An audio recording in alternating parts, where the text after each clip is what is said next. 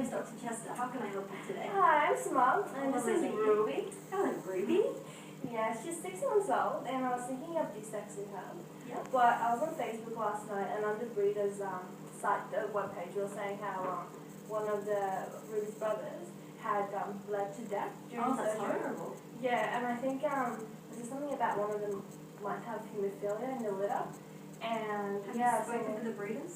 I called them, and then they said they think one of Ruby's parents might have haemophilia, but they've never tested either of the parents. And Ignore that, that's the clinic dog. okay. Yeah, and one of them might have haemophilia, so I'm just worried about Ruby. Alright, well let's check Ruby out and see what we can find.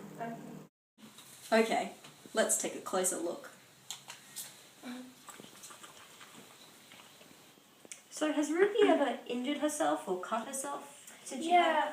when she was about 4 months old, she cut her leg on the fence. Oh, okay. Did that cut heal itself quickly, or? Yeah, it didn't bleed for long at all. Why is that important? Well, just because Ruby may not be showing the symptoms of haemophilia now, she may develop them in a few years' time or down the track after a more traumatic event.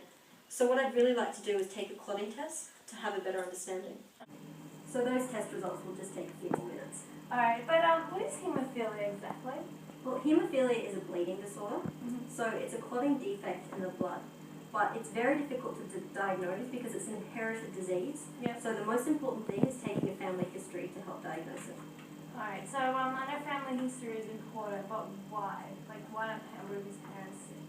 Well, do you know anything about chromosomes, the X and Y for women and men? Oh yeah, I remember them from high school biology. Well, haemophilia is a sex-linked disorder. Let me show you on this board. I'll explain it. The haemophilia disease is carried on the X chromosome. In males with only one X, they either have haemophilia and show symptoms, or they don't carry the disease at all in their genes. In females, as there are two X's, both X's need to have haemophilia for the female to have the symptoms and be sick. If only one X has haemophilia, then the female will be healthy, but she is a carrier for the disease and will pass it on to 50% of her offspring. Okay, recording. So what does this mean for Ruby? Do you think she has haemophilia on both her X's? Well, you told me that the breeder said that neither of her parents have shown any symptoms. This isn't necessarily reliable that they don't have haemophilia, because it can manifest itself later in life, and also the symptoms can be mild to severe. So until her parents are genetically tested, we really don't know anything. So what does it mean if she does have haemophilia? It basically means that her blood will take much longer to clot. Oh no, does that mean she could bleed out everywhere? It's certainly concerning. It means if Ruby has even a minor trauma or cut, or if she goes into surgery, she could start losing a lot of blood and things could become very serious. Oh, the results must be ready. So do you have any good news for us? So Ruby's clotting time is normal. Okay, so phew, we're good to go? Well, not quite. The severity of the disease can vary quite greatly, so I'd like to take a little bit more blood, Okay. and I'd like to send it off to a lab for further testing if that's okay. Yep, sure, no worries. Okay, great. UQ Vet Clinic, this is Emma. Hi Emma, it's Melanie calling from VetGen Veterinary Services. I have your results for Ruby's haemophilia B test. Oh yes, what did you find? Well, as you know, we performed the ELISA, which uses antibody-coated plates to bind and quantitatively detect factor IX levels in Ruby's blood. So we compared the enzyme-linked reaction with known standards, and the results indicate that Ruby has normal levels of circulating factor IX. Okay. However, she's at the lower end of the normal range. Yeah. So she's about 52% activity, and the normal range is about 50 to 150%. Yep. Moderately affected dogs can have 30 to 50% activity, so she's kind of in the middle of both ranges. Okay, so she probably is a carrier then? Yeah, well, these results do support your suspicion that she's a carrier. However, it's not a definitive diagnosis. That's because the phenotype of haemophilia is quite variable, as you probably know. Yep. And also the ELISA measures the amount of factor IX in Ruby's blood, but it doesn't necessarily measure the functionality of the circulating protein. So there can also be some overlap between the moderate and the normal ranges in carrier females as well. Okay, but there is a genetic test for haemophilia B, isn't there? Yeah, there is. Unfortunately, we can't genetically diagnose Ruby at our lab because the mutation responsible can differ between the breeds.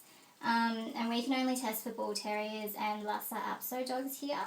But what I can do, I can give you my twin sister's number. She works in London for LaboClin. They've recently started offering Rhodesian Ridgeback specific genetic testing for the mutation for haemophilia B. And she can probably give you more information on the genetics specific to that breed. Oh, okay, great. That'd be fantastic. Hi, we're back. Hi, nice to see you again. Hello, Ruby, you're getting bigger. Do you have some good news for us? I do, we've got the test back, and at this point she's not showing any signs of haemophilia, so we're okay to go ahead with the surgery. But it doesn't necessarily mean that she doesn't have haemophilia. It could show up later in life because it might only be a mild form. So, what does it mean by mild or severe? What's like the difference? Well, mild to severe, it could show up in a few years if there's some trauma, and it can show up in things like her brain or her chest and bleed into her cavities, so it could be quite dangerous. Yeah. So I really would recommend finding out a little bit further by sending off these genetic tests to London. Okay. If you'd be interested, we'd be able to finally have a definitive answer.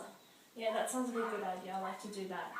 Okay, great. Well, I'll take a little bit more blood and book her in for her surgery, and we'll be good to go. Excellent. Hi, this is Emma from the UQ Vet Clinic. Can I speak to Samar, please? Oh, this is Samar speaking. Hi, Samar. How are you? I'm good, thank you. How are you, Emma? Very well, thank you. I hope Ruby's recovering well from her surgery. Oh, the rubies are all doing fine. Do you have the results for us? Yes, right here. I'm really happy to tell you Ruby doesn't have haemophilia. She's only a carrier of the disease. So that just means if she hadn't been desexed, she could have passed its disease to her puppies. Oh, that's excellent news. Thank you so much. You're welcome. You and Ruby have a great day. You too. Bye-bye now.